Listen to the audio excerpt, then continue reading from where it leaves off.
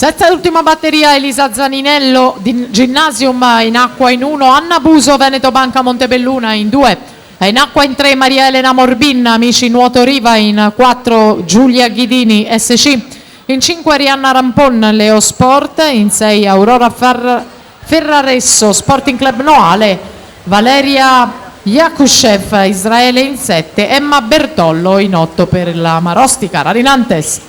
Passaggio con la Ghidini 28 e 92. Alessio,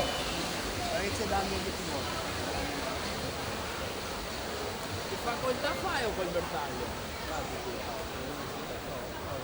Cosa fai col bersaglio? Storia, vedo che il saltito informatica è meglio che imparano vecchie non è neanche